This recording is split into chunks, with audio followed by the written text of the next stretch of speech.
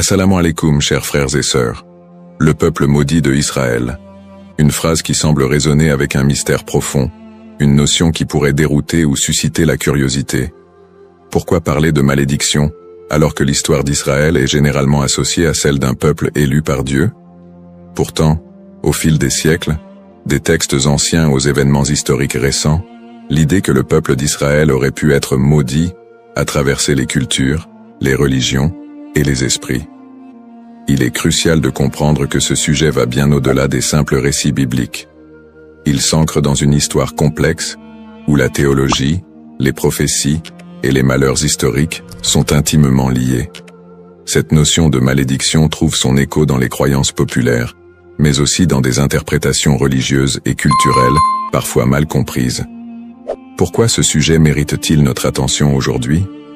Parce que ce n'est pas simplement un concept historique, mais une idée qui a façonné la perception mondiale d'un peuple tout au long des âges. Pour bien saisir la portée de cette notion, il est indispensable de remonter aux sources historiques et religieuses, de comprendre le contexte dans lequel ces croyances ont émergé, et de démêler les faits des mythes. Le terme de peuple maudit a souvent été utilisé dans divers contextes pour parler du peuple d'Israël, mais que signifie-t-il réellement? Dans la Bible, en particulier dans l'Ancien Testament, les relations entre le peuple hébreu et Dieu sont parfois marquées par des promesses de bénédiction, mais aussi des avertissements de malédiction en cas de désobéissance. Dans le livre du Deutéronome, par exemple, Dieu promet des bénédictions à Israël s'ils obéissent à ses commandements, mais il y a également des malédictions redoutables s'ils s'en écartent. Parmi ces malédictions, on trouve des prophéties qui parlent d'exil, de souffrance et de dispersion à travers le monde. Ces passages ont alimenté des siècles d'interprétations théologiques, renforçant l'idée que certaines périodes de souffrance du peuple juif pourraient être vues comme des châtiments divins.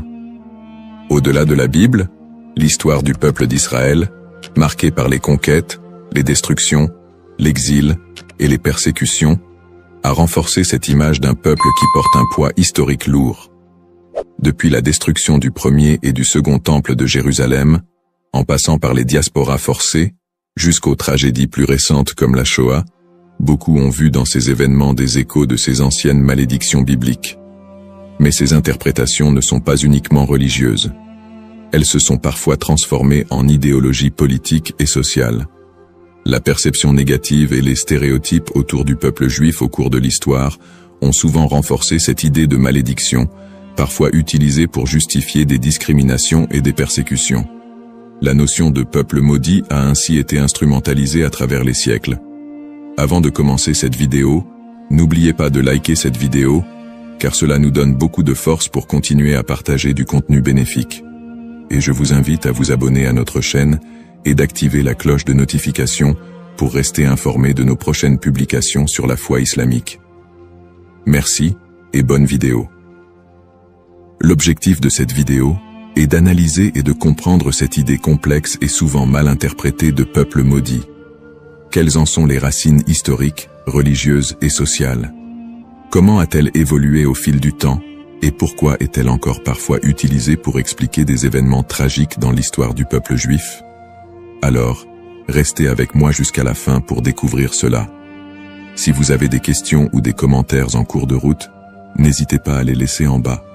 J'apprécie beaucoup vos retours. Allons-y. Au cours de cette vidéo, nous allons explorer les textes religieux qui évoquent cette malédiction, en particulier la Bible et d'autres écrits anciens. Revisiter les grandes étapes de l'histoire d'Israël, de l'époque biblique jusqu'à nos jours, pour comprendre comment ces événements ont pu renforcer cette idée dans les esprits. Discuter des interprétations théologiques de ces malédictions, et comment elles ont été perçues par différentes religions et cultures à travers le monde. Démystifier cette notion en explorant les aspects symboliques et les récupérations idéologiques qui ont façonné cette image négative. Cette exploration vous permettra de comprendre les tenants et aboutissants de cette idée profondément enracinée dans l'histoire de l'humanité. Il est important de ne pas se laisser emporter par des idées simplistes, mais de creuser la profondeur de ce concept pour en dégager des vérités historiques et spirituelles. Origine d'Israël.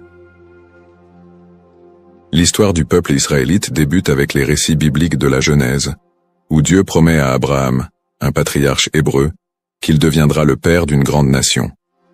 Cette promesse divine est le point de départ de la formation du peuple d'Israël. Selon la tradition, Abraham, Isaac, son fils, et Jacob, son petit-fils, sont les ancêtres directs de ce peuple, souvent appelés les patriarches. Jacob, après avoir lutté avec un ange, reçoit de Dieu un nouveau nom, Israël, et ses descendants sont appelés les Israélites. Le livre de l'Exode raconte l'histoire de la libération du peuple hébreu de l'esclavage en Égypte sous la direction de Moïse. C'est un moment fondamental dans l'histoire d'Israël, où Dieu scelle une alliance avec les Israélites au mont Sinaï. Dieu y remet les 10 commandements à Moïse, posant ainsi les bases des lois morales et religieuses qui guideront le peuple élu. Cette alliance est une promesse de protection divine en échange de l'obéissance aux lois de Dieu. À partir de là, Israël se constitue progressivement en nation, après la conquête de la terre promise sous Josué. Cette période est marquée par des hauts et des bas, alors que les Israélites tentent de rester fidèles à leur alliance avec Dieu. Toutefois, au fil des siècles, leur histoire est ponctuée d'infidélités religieuses, de guerres et de conquêtes par d'autres puissances, ce qui engendrera l'accomplissement de certaines prophéties de malédiction. Les prophéties et les malédictions. Dans l'Ancien Testament, en particulier dans le Deutéronome, Dieu fait à Israël des promesses de bénédiction conditionnelles à leur fidélité, mais également des avertissements de malédiction en cas de désobéissance. Le chapitre 28 du Deutéronome est l'un des textes clés qui évoquent les conséquences potentielles de l'infidélité. Dieu promet prospérité et paix si le peuple respecte ses commandements, mais des malédictions terribles en cas de rébellion. Les malédictions incluent des catastrophes naturelles, des défaites militaires, des maladies, et finalement, l'exil et la dispersion parmi les nations étrangères. Parmi les prophètes qui ont développé cette idée de malédiction, Ézéchiel et Jérémie sont 2 figures centrales. Ézéchiel, actif pendant l'exil babylonien, insiste sur le lien entre l'exil du peuple et leur transgression. Il prophétise que la destruction de Jérusalem et l'exil sont des punitions divines pour l'injustice sociale, l'idolâtrie et l'infidélité religieuse du peuple. Toutefois, il apporte aussi un message d'espoir. Après le châtiment, un retour et une restauration sont possibles si le peuple se repent. Jérémie, qui vécut également durant la chute de Jérusalem en 586 avant Jésus-Christ, avertit constamment le peuple des malheurs à venir s'il ne se détourne pas de l'idolâtrie et des injustices. Il prophétise la destruction imminente du temple de Jérusalem et l'exil des Judéens en Babylonie. Dans Jérémie 25, il annonce que cette période d'exil durera 70 ans, après quoi Dieu permettra leur retour.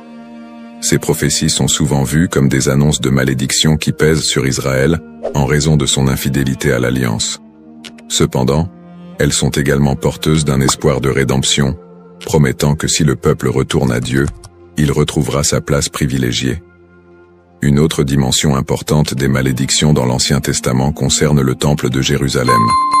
La destruction du premier temple par les Babyloniens en 586 avant Jésus-Christ, puis la destruction du second temple par les Romains en 70 après Jésus-Christ, sont vus comme des châtiments pour la désobéissance du peuple.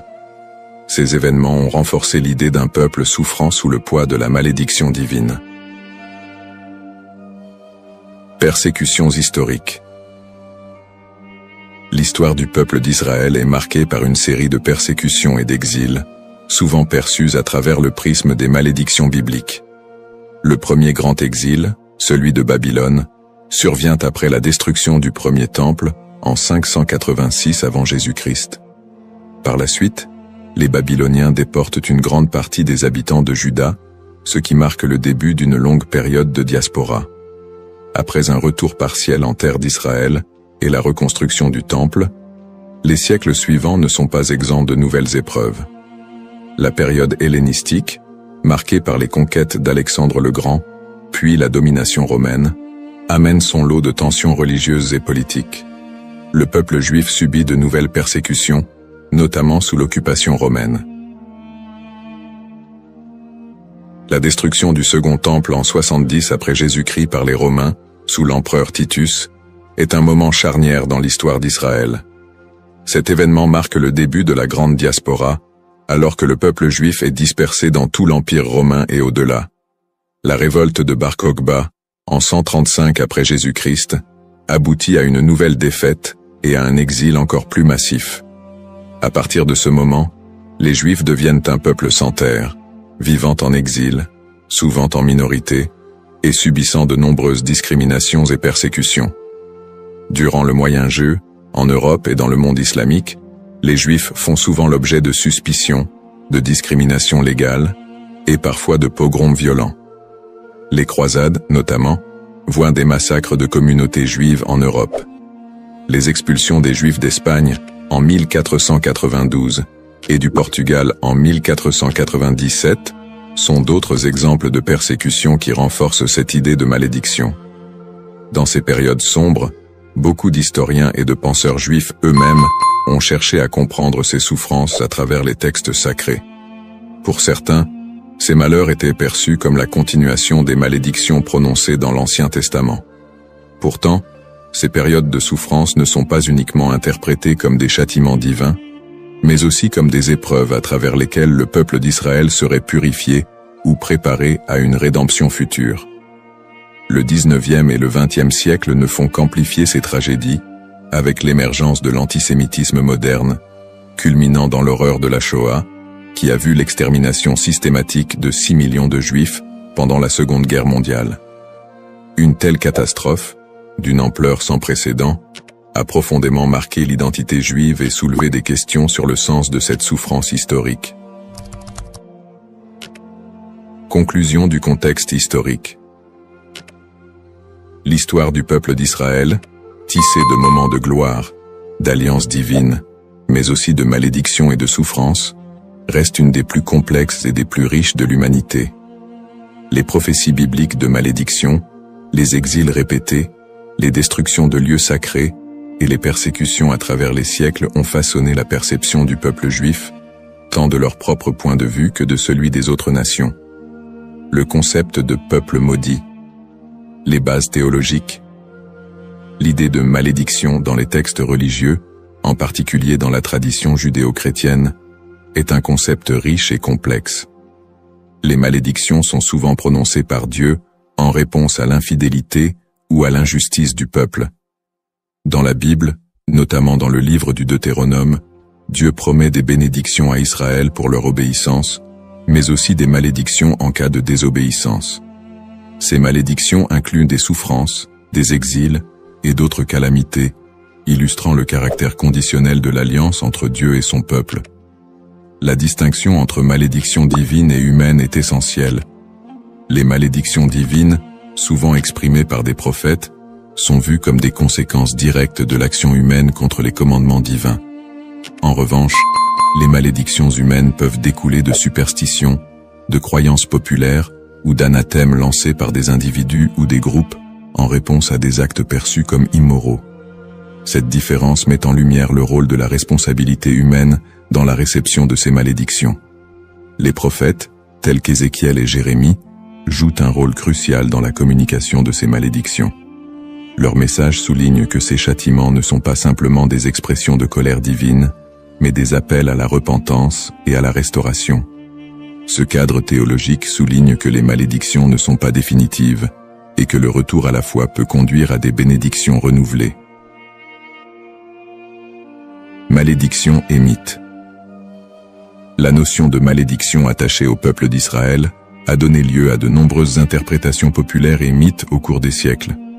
Dans les traditions chrétiennes et islamiques, des récits sur le peuple juif ont souvent été associés à des idées de punition divine. Ces interprétations, parfois teintées d'hostilité, ont conduit à la propagation de stéréotypes négatifs. Historiquement, des récits de malédiction ont été utilisés pour justifier des persécutions contre les Juifs. Par exemple, l'idée que le peuple juif a été maudit en raison de la crucifixion de Jésus a été utilisée pour alimenter l'antisémitisme. Ces interprétations ont pris racine dans des contextes sociopolitiques où le peuple juif était perçu comme un bouc émissaire, lors de périodes de crise ou de bouleversements sociaux. La manière dont ces malédictions ont été comprises et transmises à travers les siècles a également façonné les perceptions collectives du peuple juif. Les récits de souffrance et de malédiction ont souvent été amalgamés dans la culture populaire, créant un imaginaire collectif qui persiste jusqu'à aujourd'hui. Cette dynamique entre malédiction et mythe a ainsi contribué à la stigmatisation du peuple juif à travers l'histoire. Analyse moderne. Dans le contexte moderne, le concept de peuple maudit a pris des formes variées et a été réinterprété sous différents angles. L'antisémitisme historique, qui a trouvé ses racines dans ces idées de malédiction, demeure une réalité dans de nombreuses sociétés. Les stéréotypes associés à la malédiction continuent d'alimenter des préjugés, parfois de manière insidieuse, dans le discours contemporain. Cependant, avec l'essor des mouvements de droits civiques et des études critiques sur l'antisémitisme, il y a eu une tentative de déconstruire cette notion de malédiction. Des intellectuels et des théologiens contemporains cherchent à recontextualiser les récits bibliques en mettant en avant le message de rédemption et de justice qui les sous-tend. L'idée que les souffrances du peuple juif sont uniquement le résultat de la malédiction divine est de plus en plus contestée, au profit d'une approche qui valorise la résilience et l'identité culturelle du peuple juif. De plus, dans le cadre des dialogues interreligieux, il est crucial de dépasser les interprétations qui associent la souffrance à une malédiction éternelle. Les traditions religieuses sont de plus en plus appelées à collaborer pour combattre les préjugés et promouvoir la compréhension mutuelle. Dans ce contexte, le concept de malédiction est réévalué, non pas comme une fatalité, mais comme une occasion de réflexion sur les injustices sociales et historiques. En somme, le concept de peuple maudit est profondément ancré dans l'histoire religieuse et culturelle. Il invite à une réflexion sur la manière dont les textes sacrés et les croyances ont été interprétés à travers les âges, souvent avec des conséquences tragiques. L'exploration de ce thème permet non seulement de mieux comprendre les défis historiques du peuple juif, mais aussi de s'engager dans un dialogue constructif sur les identités et les histoires partagées dans le monde contemporain. La diaspora et les épreuves du peuple juif vit en diaspora. La diaspora juive, qui a débuté avec l'exil babylonien au VIe siècle avant J.C., a été marquée par une série de défis sans précédent. Une fois dispersé à travers le monde, le peuple juif a dû naviguer dans des environnements souvent hostiles. Les communautés juives ont fait face à des persécutions, à des migrations forcées et à la ghettoisation, qui ont toutes contribué à forger leur identité collective. Dans de nombreux pays, les Juifs étaient considérés comme des étrangers, souvent sujets à la méfiance et à la stigmatisation. Dans l'Europe médiévale, par exemple, ils étaient fréquemment accusés de diverses calamités, comme la peste noire, et ont été victimes de violences antisémites. Les Juifs étaient souvent contraints de vivre dans des quartiers séparés, appelés ghettos, où leur liberté était limitée. Cette ghettoisation a servi à isoler les communautés juives, créant un environnement d'exclusion qui a renforcé les stéréotypes négatifs. Les migrations forcées ont également eu un impact considérable sur la vie juive en diaspora. Des expulsions massives, comme celle des Juifs d'Espagne en 1492, ont conduit à une dispersion rapide vers des régions comme l'Empire ottoman, le nord de l'Afrique et plus tard les Amériques. Ces déplacements ont souvent été motivés par des conditions de vie insupportables et des menaces physiques, mais ils ont également permis aux Juifs de préserver et d'adapter leur culture dans de nouveaux contextes. Malgré ces défis, les communautés juives ont réussi à maintenir leurs traditions et à s'adapter aux réalités locales. Elles ont développé des réseaux de solidarité, créant des institutions éducatives et religieuses pour assurer la transmission de leur héritage culturel et spirituel. Cette résilience face à l'adversité est une caractéristique marquante de l'expérience juive en diaspora. Les pogroms et l'Holocauste. Les pogroms, qui ont commencé en Europe à partir du IXe siècle, illustrent la violence persistante à laquelle les Juifs ont été confrontés. Ces émeutes violentes, souvent encouragées par des autorités locales, ont mené à des massacres, à des pillages et à des destructions de synagogues. Un des pogroms les plus connus est celui de Kitchinev en 1903, qui a entraîné la mort de dizaines de Juifs et laissé des centaines d'autres blessés. Le XXe siècle a vu la tragédie de l'Holocauste, un génocide qui a coûté la vie à 6 millions de Juifs pendant la Seconde Guerre mondiale. Les nazis ont systématiquement exterminé les Juifs européens, mettant en place des camps de concentration et d'extermination. Malgré ces persécutions violentes, de nombreuses histoires de survie émergent, mettant en lumière le courage et la détermination du peuple juif. Des groupes de résistance, des réseaux de sauvetage et des actes de bravoure individuels témoignent de la volonté de maintenir l'humanité et la dignité face à l'inhumanité. L'Holocauste a laissé une empreinte indélébile sur la mémoire collective juive. Les survivants ont dû reconstruire leur vie dans un monde souvent indifférent à leurs souffrances. Cette tragédie a également catalysé des mouvements politiques qui ont conduit à la création de l'État d'Israël en 1948, un point tournant dans l'histoire juive moderne. Lutte pour l'identité et la terre promise. Les épreuves subies par le peuple juif en diaspora ont profondément influencé son identité collective. Face à l'adversité, une identité juive résiliente a émergé, mêlant traditions séculaires, pratiques religieuses et un sentiment d'appartenance à une histoire commune. Cette lutte pour la survie a également renforcé un lien indéfectible avec la terre d'Israël, considérée comme la terre promise dans la tradition juive. Ce lien a été ravivé tout au long de l'histoire, notamment lors des mouvements sionistes du XIXe et du XXe siècle, qui ont cherché à établir un foyer national juif en Palestine. Pour de nombreux juifs, la terre d'Israël représente non seulement un lieu géographique, mais également un symbole de liberté, d'identité et d'unité. Les événements tragiques de l'histoire juive, comme l'Holocauste, ont également renforcé l'urgence de cette quête, suscitant un mouvement pour un retour à la terre d'Israël. En somme, l'expérience de la diaspora a été marquée par des défis extrêmes, mais aussi par une résilience remarquable. Les persécutions, les pogroms et l'Holocauste ont non seulement laissé des cicatrices, mais ont également façonné une identité juive forte, ancrée dans une histoire partagée et un attachement profond à la terre d'Israël. Ce processus de formation de l'identité juive, en réponse aux épreuves, continue de jouer un rôle crucial dans la vie des Juifs du monde entier aujourd'hui. Le retour en Israël et l'État moderne, sionisme et création de l'État d'Israël. Le mouvement sioniste, qui a émergé à la fin du XIXe siècle, constitue un tournant majeur dans l'histoire juive moderne. À cette époque, les Juifs d'Europe étaient confrontés à une montée de l'antisémitisme et à des conditions de vie précaires, notamment en Russie et en Europe de l'Est. Ces difficultés ont suscité un besoin pressant d'un foyer national. Theodor Herzl, considéré comme le père du sionisme politique, a articulé cette aspiration dans son livre L'État juif, 1996, où il propose la création d'un État juif en Palestine comme réponse à l'antisémitisme rampant. Le sionisme a pris plusieurs formes, allant du sionisme politique de Herzl à des visions plus socialistes et culturelles, comme celles de figures comme David Ben-Gourion et Ahad Ha'am.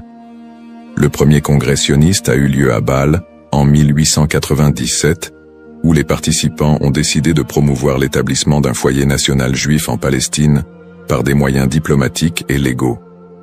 À la suite de la déclaration Balfour de 1917, dans laquelle le gouvernement britannique a exprimé son soutien à l'établissement d'un foyer national juif en Palestine, le mouvement sioniste a gagné en légitimité. Cependant, la réalité sur le terrain était complexe. La Palestine était alors habitée par une majorité arabe qui a vu l'immigration juive comme une menace pour ses droits et ses terres. Cette situation a semé les graines des conflits futurs. Après la Seconde Guerre mondiale et l'Holocauste, qui a décimé la population juive d'Europe, le besoin d'un refuge sécurisé a été accentué. En 1947, l'Assemblée générale des Nations unies a voté pour diviser la Palestine en deux États, un juif et un arabe. Les leaders juifs ont accepté le plan, mais les dirigeants arabes l'ont rejeté. Le 14 mai 1948, David Ben-Gourion a proclamé l'indépendance de l'État d'Israël, ce qui a entraîné la première guerre israélo-arabe. En dépit de l'opposition régionale, Israël a réussi à établir un État et à absorber un grand nombre de réfugiés juifs du monde entier, notamment des survivants de l'Holocauste. Conflit moderne. Depuis sa création, l'État d'Israël a été plongé dans une série de conflits régionaux qui ont souvent été alimentés par des tensions ethniques et religieuses. Les guerres avec les pays arabes voisins, notamment les guerres de 1948, 1967 et 1973, ont défini les frontières et les relations diplomatiques de l'État moderne.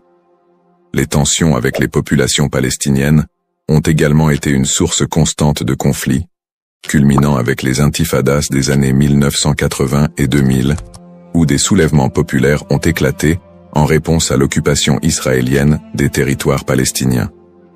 Le conflit israélo-palestinien est un point focal des tensions au Moyen-Orient, où des questions de droits territoriaux, d'autodétermination et de sécurité se croisent. Les territoires de la Cisjordanie et de Gaza sont devenus des symboles de la lutte pour la reconnaissance et la dignité des Palestiniens. Les colonies israéliennes en Cisjordanie et les conditions de vie à Gaza ont engendré des critiques internationales et des tensions croissantes. Sur le plan religieux, les sites sacrés tels que Jérusalem revêtent une signification particulière pour les Juifs, les chrétiens et les musulmans, exacerbant les conflits. L'accès aux lieux saints est souvent un point de discorde, avec des épisodes de violence autour du mont du Temple et du dôme du Rocher. Peut-on encore parler d'un peuple maudit aujourd'hui? La question de savoir si l'on peut encore parler d'un peuple maudit aujourd'hui mérite d'être examinée sous différents angles. D'une part, le peuple juif a par moments été perçu comme victime d'une malédiction, surtout dans le contexte des souffrances historiques, des persécutions et de l'Holocauste. Cette perception s'est parfois traduite par des stéréotypes négatifs et un antisémitisme durable qui persistent encore dans certaines sociétés contemporaines. D'autre part, l'idée de peuple maudit ne rend pas pleinement compte de la résilience, de l'innovation et des contributions culturelles des Juifs à la société mondiale. Après des siècles de persécution, les Juifs ont réussi à établir un État souverain, à revitaliser leur culture et à jouer un rôle significatif dans divers domaines tels que la science, l'art et la politique. Cette renaissance culturelle et nationale contredit l'idée d'une malédiction éternelle. Aujourd'hui, beaucoup de Juifs se définissent non pas par leurs souffrances passées, mais par leur identité culturelle et leur engagement envers des valeurs de justice, de paix et de coexistence.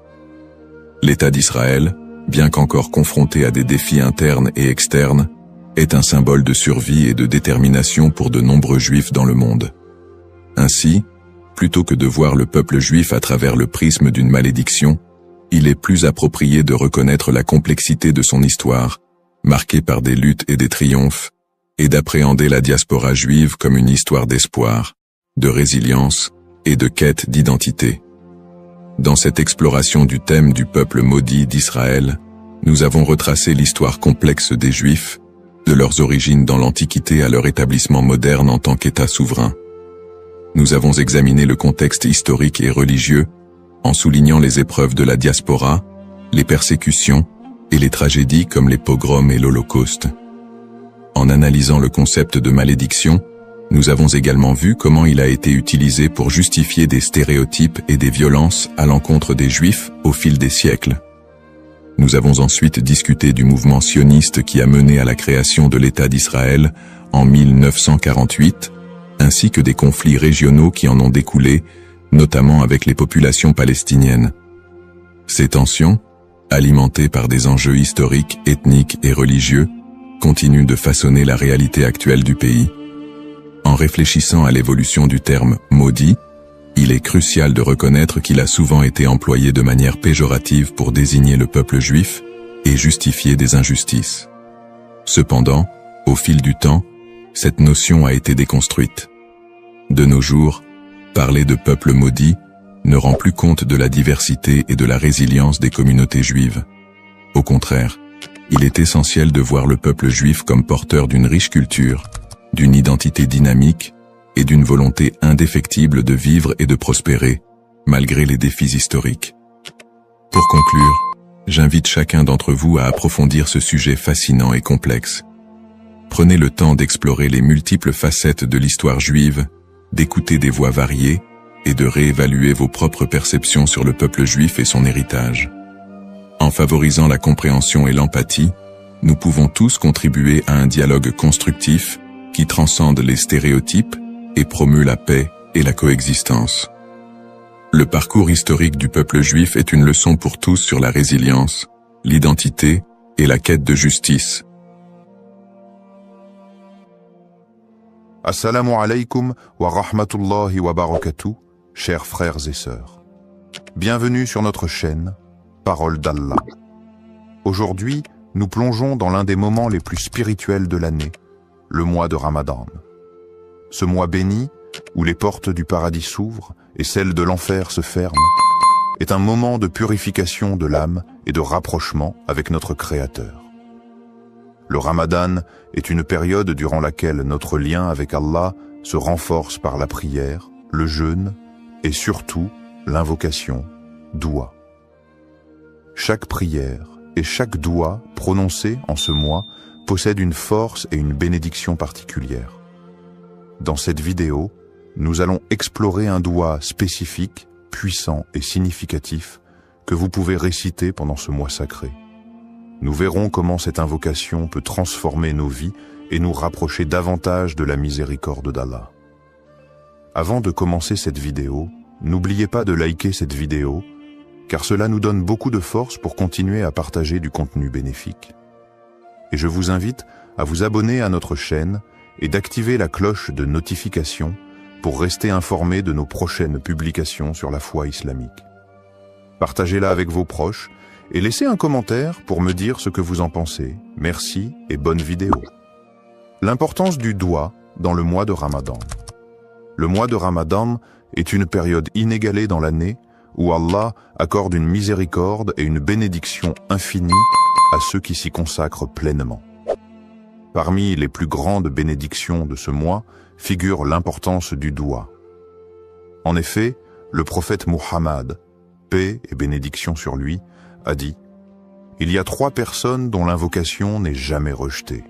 Celui qui jeûne jusqu'à ce qu'il rompe son jeûne, le juste dirigeant, et celui qui fait doua pour son frère en son absence. » Tirmidhi. Ce hadith montre clairement que pendant le Ramadan, les invocations sont particulièrement efficaces et puissantes. Le mois de Ramadan est un moment unique où les portes du ciel sont largement ouvertes et où Allah écoute plus attentivement les prières de ses serviteurs. C'est un mois de pardon et de miséricorde, une occasion en or pour demander à Allah ce que l'on désire, que ce soit la purification de l'âme, la guérison ou la bénédiction dans nos vies.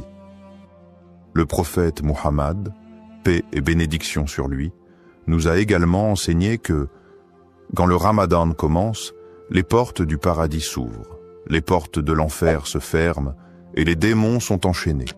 Sahih al-Bukhari. Cela témoigne de l'atmosphère spirituelle particulièrement propice pour faire des doua pendant ce mois. Le mois de Ramadan est aussi l'occasion de vivre des événements spirituels d'une importance capitale, notamment la nuit du destin, Laylat al-Qadr. Cette nuit, qui se trouve dans les 10 derniers jours de Ramadan, est mieux que 1000 mois. Le Coran dit « La nuit du destin est meilleure que 1000 mois ». Surat al-Qadr, 97, 3. Pendant cette nuit, les anges descendent sur la terre et les prières sont exaucées. C'est donc le moment idéal pour faire des douas, car Allah, dans sa grandeur et sa miséricorde infinie, accorde une attention toute particulière à ses serviteurs en cette période. C'est un mois où chaque prière devient une opportunité d'obtenir des bénédictions et des réponses divines. Le doua est un acte d'humilité et de soumission totale à Allah, et pendant le mois de Ramadan, cet acte est particulièrement favorisé. Nous devons saisir cette occasion pour purifier nos cœurs, solliciter le pardon d'Allah et demander des bénédictions pour nous-mêmes, nos proches, et même pour l'ensemble de la communauté musulmane. Le doua du Ramadan, signification et puissance. Le doua est un acte de soumission et de demande auprès d'Allah, et pendant le mois de Ramadan, cet acte prend une dimension particulière. Le mois de Ramadan est une période de purification spirituelle où chaque prière et chaque invocation est une occasion d'obtenir la miséricorde divine.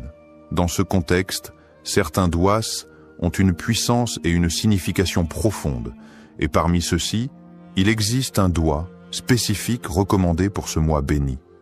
Le doua pour la rédemption et le pardon. Le doua pour la rédemption et le pardon.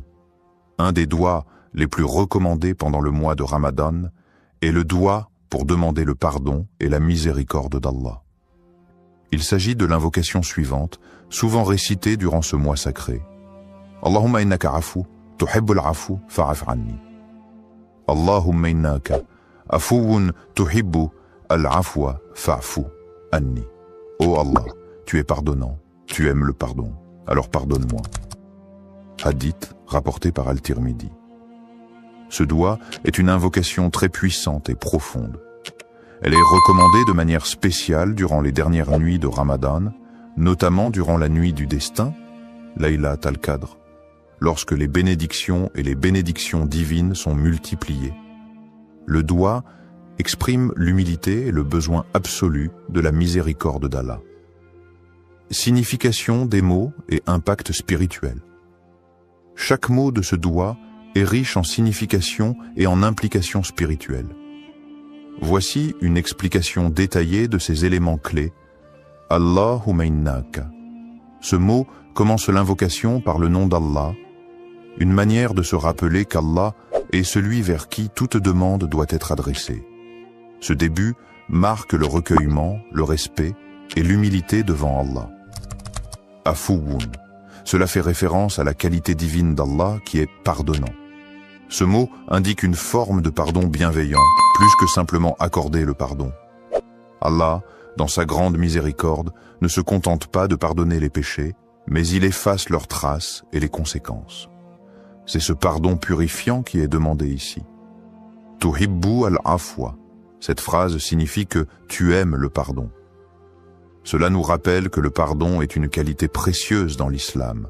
Et Allah non seulement pardonne, mais il aime pardonner à ses serviteurs qui se repentent sincèrement.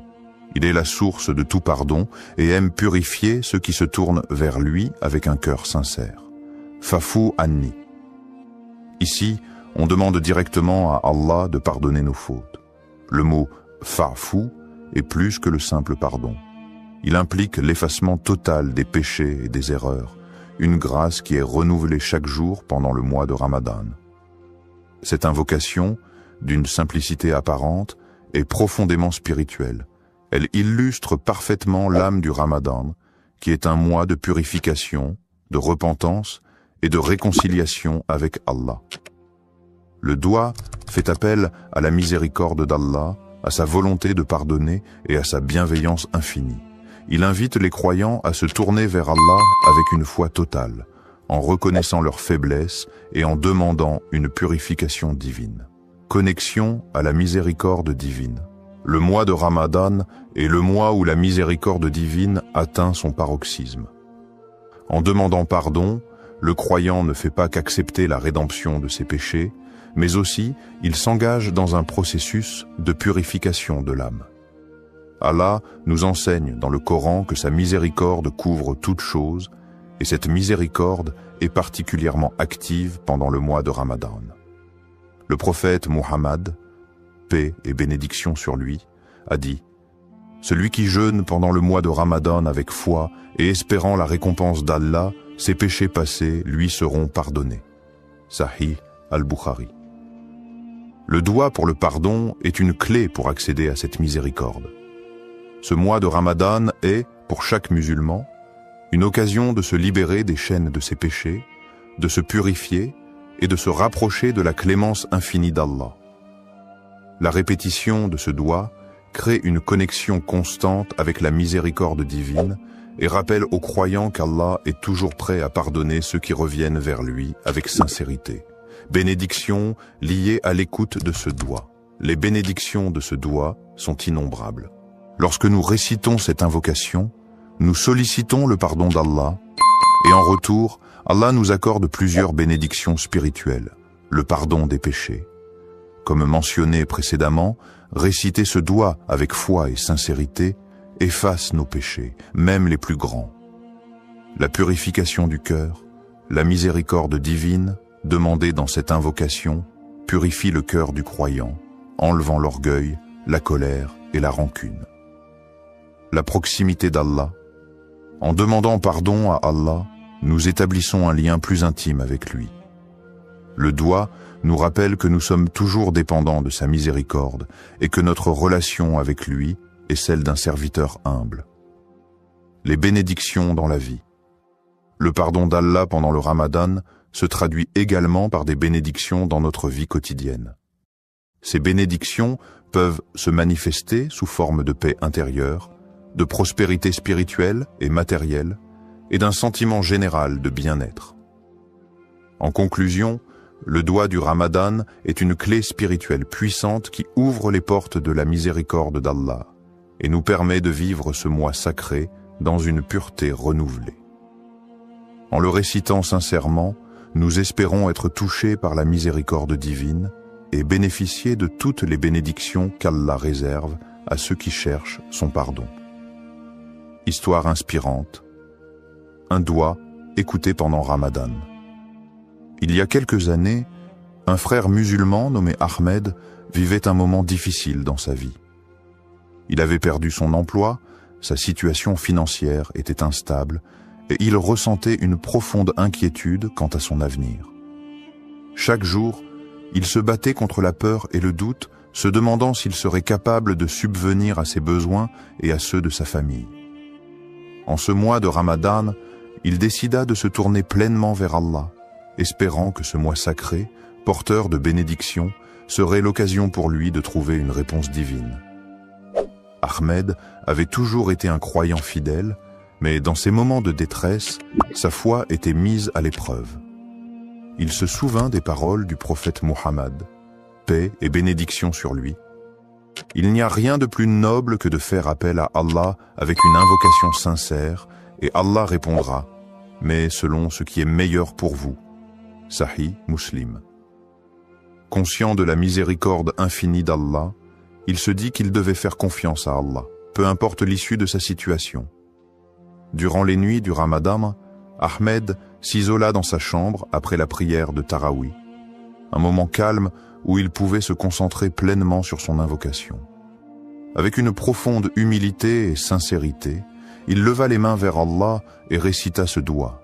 Allahumma inni abduk wa ibnu abdik wa ibnu ummatik, nasiyati biyadik, maadin fi hukmik, adlu fi qada'uk, asalika bi kulli ismin huwa lak, سميت به نفسك أو أنزلته في كتابك أو علمته أحدا من خلقك أو استأثرت به في علم الغيب عندك أن تجعل القرآن ربيع قلبي ونور صدري وجلاء حزني وذهاب همي اللهم إني عبدك وابن عبدك وابن آمتك ناسيتي بيدك معذن في حكمك عدل في قضائك أسألك بكل اسم هو لك سميته به نفسك أو أنزلته في كتابك أو علمته أحدا من خلقك أو استأثرت به في علم الغيب عندك أن تجعل القرآن ربيع قلب ونور صدر وجلاء حزن وذهاب همي.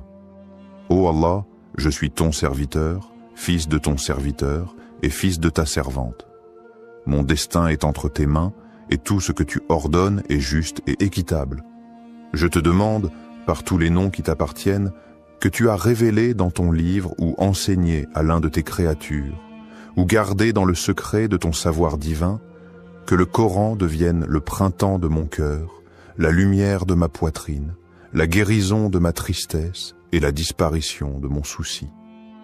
Cette invocation, exprimant une demande de guérison spirituelle, de paix intérieure et de bénédiction dans la vie d'Ahmed, marqua un tournant dans son Ramadan.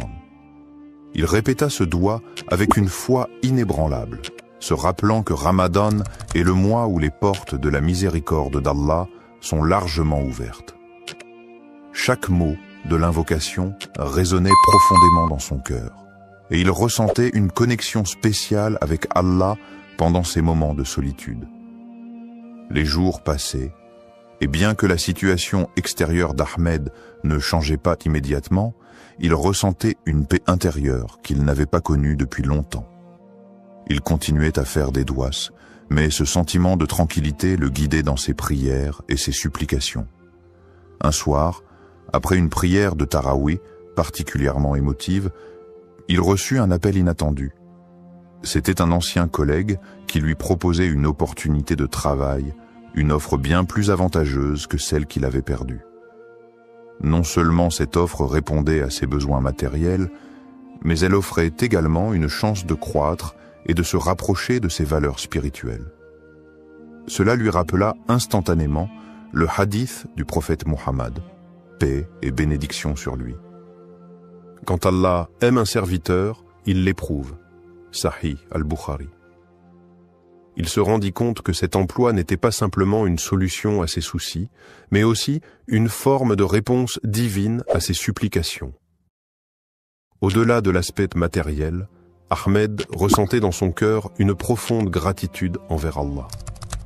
Il se rappela que, bien que sa demande n'ait pas été exaucée immédiatement dans la forme qu'il avait anticipée, la réponse de Dieu était parfaite. Allah avait agi selon ce qui était le meilleur pour lui, non seulement en lui offrant une réponse à ses besoins, mais aussi en renforçant sa foi, en lui enseignant la patience et en lui montrant que la miséricorde divine se manifeste de manière subtile et inouïe. Cette expérience marqua un tournant spirituel dans la vie d'Ahmed. Il comprit que chaque doua, même si la réponse n'est pas immédiate ou n'est pas conforme à nos attentes, est écoutée par Allah. Parfois, la réponse vient sous une forme différente de ce que nous imaginons, mais elle est toujours en accord avec ce qui est le mieux pour nous. Ce Ramadan, il apprit à se remettre complètement entre les mains d'Allah, à faire confiance à son plan, et à voir chaque épreuve comme une occasion d'approfondir sa foi. L'histoire d'Ahmed nous rappelle que chaque doua, pendant Ramadan, est un acte de foi, une forme de soumission à Allah. Parfois, les bénédictions ne sont pas visibles tout de suite, mais elles sont toujours présentes, enveloppées dans la sagesse et la miséricorde d'Allah. Les conditions du doua acceptées, ce qu'Allah attend de nous dans le mois béni de Ramadan et tout au long de l'année, les invocations, douas, sont une occasion précieuse pour les croyants de se rapprocher d'Allah et de solliciter ses bénédictions. Toutefois, pour que notre doua soit accepté, il y a des conditions que nous devons remplir, des comportements que nous devons adopter. Allah, dans sa miséricorde infinie, répond à nos prières, mais cette réponse dépend souvent de la sincérité de notre cœur et de notre engagement envers lui. Première, la sincérité dans la prière et la pureté d'intention. La première condition pour qu'un doua soit accepté est la sincérité du cœur. Lorsque nous élevons nos mains en supplication, nous devons nous assurer que notre demande vient d'un cœur pur, exempt de toute hypocrisie. Le prophète Muhammad, paix et bénédiction sur lui, a dit « Lorsque vous invoquez Allah, invoquez-le avec un cœur pur. » Sunan at-Tirmidhi. Il est crucial que notre intention soit claire et que nous ne cherchions pas à obtenir des bénéfices mondains par nos prières, mais bien à chercher le plaisir d'Allah. Cette sincérité dans la prière renforce notre relation avec Allah, car c'est un acte d'adoration qui doit être fait uniquement pour lui. 2. Le rôle du tawakkul, la confiance en Allah, et la persévérance dans les invocations. Une autre condition essentielle pour que nos douas soient acceptés est le tawakkul, c'est-à-dire la confiance totale en Allah après avoir fait tous les efforts nécessaires. Il est important de se rappeler que, même si nous faisons des supplications, cela ne signifie pas que la réponse viendra instantanément ou selon nos attentes. Le tawakkul nous enseigne que nous devons faire confiance à la sagesse divine d'Allah, sachant qu'il sait ce qui est le mieux pour nous, même lorsque nous ne comprenons pas immédiatement le sens de sa réponse. Le prophète, paix et bénédiction sur lui, a aussi dit « Ne vous lassez pas d'invoquer Allah, car parfois la réponse arrive plus tard qu'on ne le désire, et Allah connaît le meilleur moment pour exaucer votre prière. » Sahih al-Bukhari. La persévérance dans les invocations est donc essentielle. Ne pas perdre espoir dans les moments de difficulté est une marque de foi profonde. Troisième, l'humilité, l'adoration et la patience dans la réponse de Dieu. L'humilité est également un élément crucial pour l'acceptation de notre dua. En élevant nos mains vers Allah, nous devons nous rappeler que nous sommes de simples serviteurs devant le Créateur, pleins de faiblesses et de manques. C'est avec humilité que nous demandons à Allah de répondre à nos besoins. L'adoration sincère d'Allah et le fait de se soumettre pleinement à sa volonté sont des moyens pour que nos invocations soient exaucées. De plus, il faut être patient face à la réponse d'Allah, qu'elle soit immédiate ou non. Parfois, la réponse divine peut ne pas arriver dans la forme que nous attendions, ou elle peut être retardée pour des raisons que nous ne comprenons pas. Le prophète Muhammad, paix et bénédiction sur lui, nous enseigne que la patience dans l'attente de la réponse d'Allah fait partie intégrante du processus. Allah nous dit dans le Coran, « Et ton Seigneur dit, invoquez-moi, je vous répondrai. » Sourate Ghafir 40-60. Mais cette réponse peut arriver de manière différente, sous forme de bénédiction, de protection ou de tests qui renforcent notre foi. En conclusion, pour qu'un doua soit accepté, nous devons répondre à ces conditions essentielles, la sincérité de l'intention, la confiance totale en Allah, tawakkul, la persévérance dans les invocations, l'humilité dans notre supplication et la patience face à la réponse de Dieu. En agissant selon ces principes, nous cultivons une relation spirituelle profonde avec notre Créateur, et nos doigts sont davantage susceptibles d'être exaucés. Mais au-delà de l'exaucement immédiat, nous devons toujours garder à l'esprit que chaque réponse d'Allah est parfaite, et qu'elle vient dans le meilleur des moments et selon sa sagesse infinie. Le doua comme moyen de purification spirituelle. Le mois de Ramadan n'est pas seulement une période de jeûne et d'abstinence, mais également un moment sacré de purification spirituelle. C'est une occasion unique pour les croyants de se rapprocher d'Allah, de purifier leur âme et de renforcer leur foi. Parmi les moyens les plus puissants pour accomplir cette purification, il y a le doua ou l'invocation. Le doua pendant Ramadan ne sert pas seulement à demander de l'aide ou des bénédictions, mais il joue un rôle essentiel dans le processus de purification du cœur et de l'âme. Premier, le doua comme outil de purification du cœur.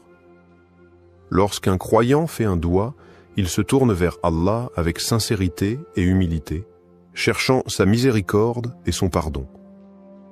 Cet acte d'invocation permet de purifier le cœur en le débarrassant de tout orgueil, de tout mal et de toute négativité.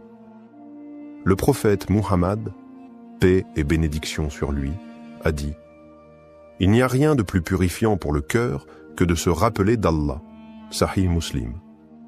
Ainsi, chaque doua est une occasion de purifier son cœur en se souvenant constamment de la grandeur et de la miséricorde d'Allah. Le doua permet également de renforcer la relation intime avec Allah. En invoquant Allah, on reconnaît sa dépendance totale envers lui, ce qui éveille un sentiment profond de soumission et de gratitude. Ce processus aide à purifier le cœur des distractions mondaines et à focaliser notre attention sur ce qui est véritablement important dans la vie, l'adoration d'Allah. 2. L'aspect de repentance et d'auto-amélioration pendant le Ramadan.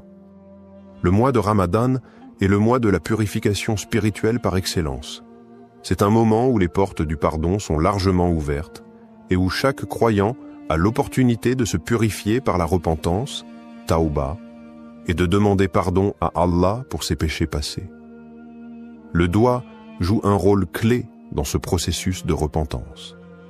En demandant pardon avec sincérité, le croyant se purifie de ses fautes et rétablit une connexion plus forte avec Allah. Le prophète Muhammad, paix et bénédiction sur lui, a dit « Quiconque demande pardon pendant le Ramadan, Allah lui pardonne. » Sunan al-Tirmidhi. Cette promesse divine est un rappel puissant de la miséricorde d'Allah. Lors de nos invocations, il est important de nous repentir sincèrement de nos péchés et de demander à Allah de purifier notre cœur et notre âme. Le doua devient ainsi un acte de purification, non seulement de nos actions passées, mais aussi un moyen d'améliorer notre caractère et d'aller vers une version meilleure de nous-mêmes. Troisième, le doigt comme moyen de purification spirituelle profonde. Le doigt n'est pas seulement une demande d'aide, mais il est aussi une méthode pour nous purifier en tant qu'individus. C'est une manière d'implorer Allah de nous guider sur le droit chemin, d'effacer les imperfections de notre âme et de nous accorder la paix intérieure. Chaque invocation nous aide à nous détacher des préoccupations matérielles et à renforcer notre connexion avec Allah. Le Coran nous rappelle l'importance de la purification du cœur et de l'âme, notamment dans le verset suivant. Le jour où ni les biens ni les enfants ne profiteront, sauf celui qui viendra à Allah avec un cœur pur. Sourate Ash-Shu'ara, 26, 88 à 89.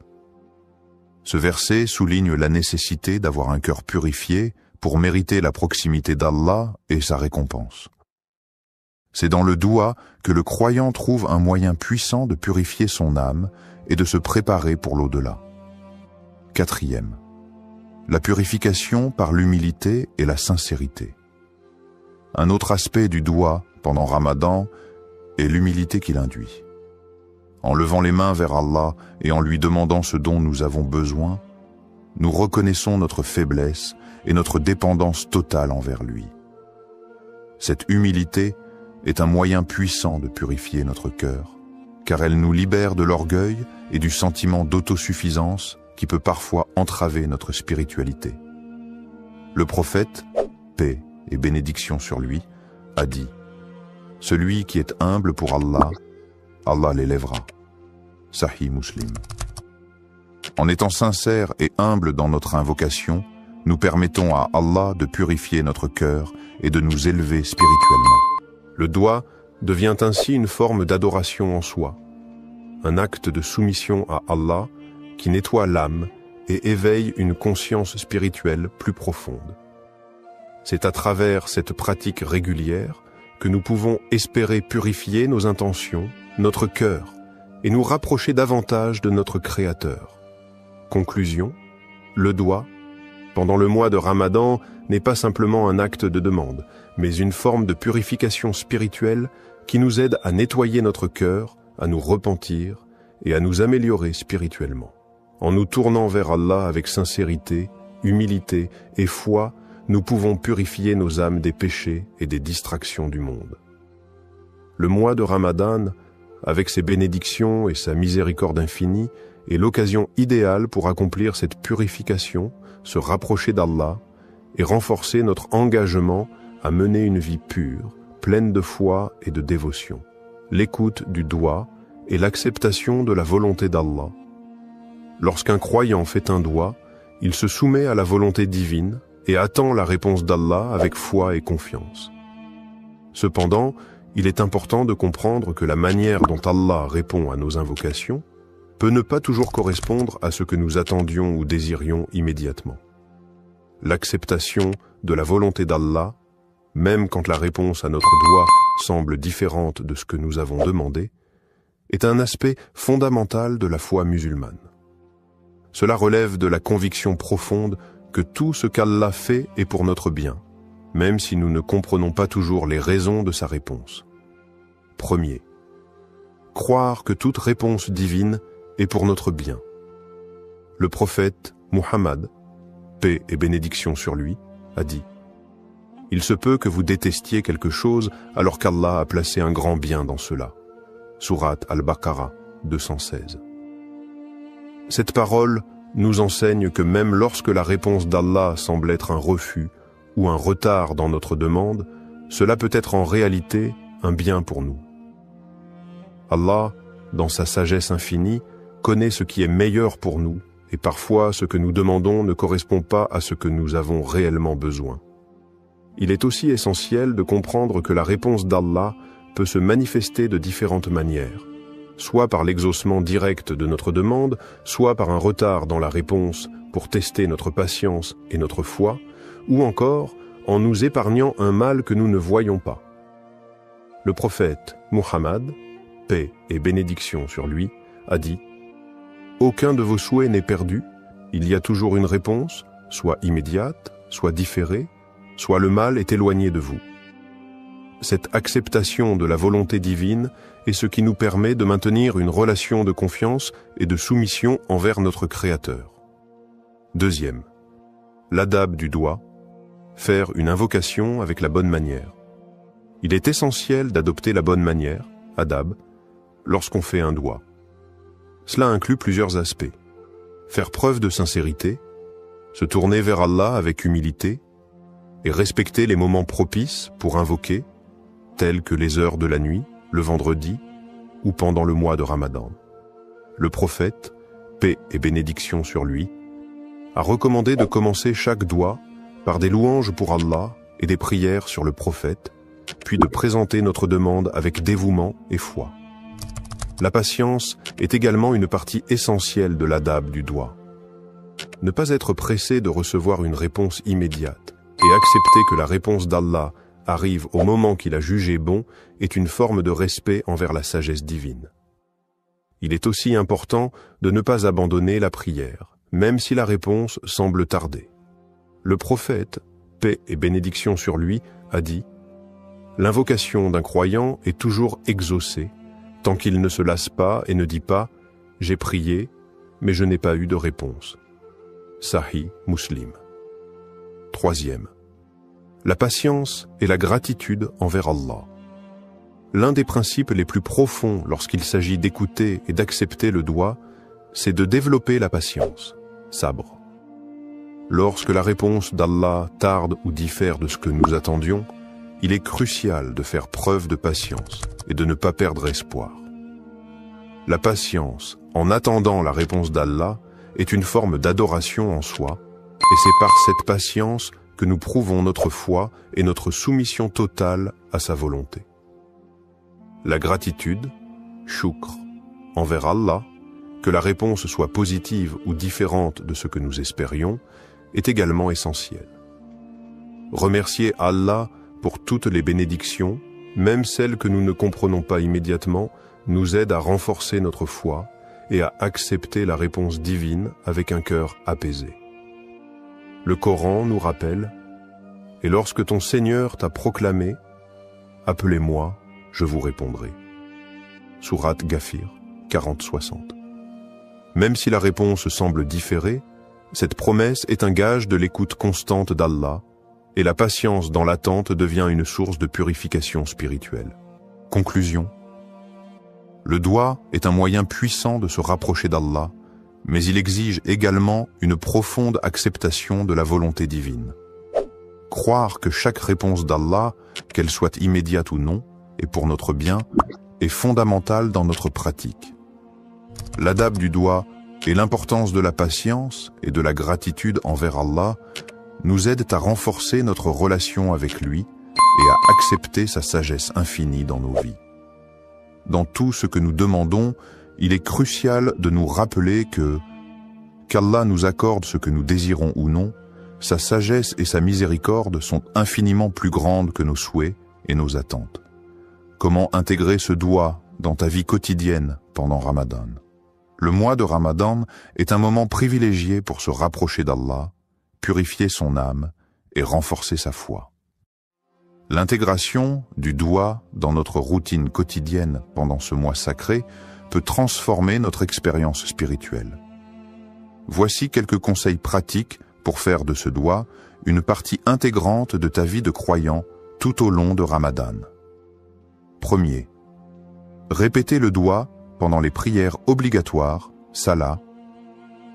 Les prières quotidiennes, salat, sont l'occasion idéale pour inclure ce doigt dans ton rituel spirituel. Après chaque prière obligatoire, prends un moment pour réciter le doigt en le répétant avec sincérité. Cela te permettra de renforcer ta connexion avec Allah à travers une prière structurée, tout en ayant l'opportunité de méditer sur chaque mot du doigt. Le mois de Ramadan, avec ses moments de tranquillité et de concentration spirituelle, est une période où tes prières peuvent être plus profondes et plus significatives. Ne limite pas ce doigt à des moments précis. Chaque salat est une occasion de répéter cet appel à la miséricorde divine. Plus tu répètes le doua avec dévotion, plus tu t'imprègnes de ses significations profondes. 2. Intégrer le doua dans tes moments de recueillement. Outre les prières obligatoires, les moments de recueillement tels que le tahajjud, prière de la nuit, le duha, prière du matin, ou même la période du fajr, avant l'aube, sont des occasions parfaites pour formuler ce doua. Pendant ces moments de tranquillité, où l'esprit est plus apaisé, tu peux te concentrer pleinement sur les paroles que tu prononces et les émotions qu'elles suscitent. Ces moments de solitude avec Allah permettent de formuler des invocations sincères et réfléchies. Pendant Ramadan, profite de ces instants pour faire du doua une pratique régulière et utilise chaque prière pour renforcer ton lien avec Allah. Le doua pendant le tahajjud, en particulier, est une supplication qui est souvent exaucée car ce moment est un des plus propices pour obtenir la miséricorde divine. 3. Méditer sur les significations profondes du doua. Il est important de ne pas simplement réciter le doua mécaniquement, mais de méditer sur les mots et leur signification. Lorsque tu récites ce doua, prends le temps de réfléchir sur chaque phrase. Quel impact spirituel a chaque mot? Comment cela résonne-t-il avec ta situation personnelle, tes luttes, tes espoirs et tes désirs spirituels? Par exemple, en méditant sur les mots de demande de pardon et de miséricorde, tu peux comprendre combien ces qualités d'Allah sont immenses et comment elles affectent ta vie quotidienne. Chaque phrase de ce doua peut être une opportunité d'introspection. L'important est de ne pas se contenter de la répétition, mais de vivre chaque mot avec une intention claire, ouverte à la guidance d'Allah.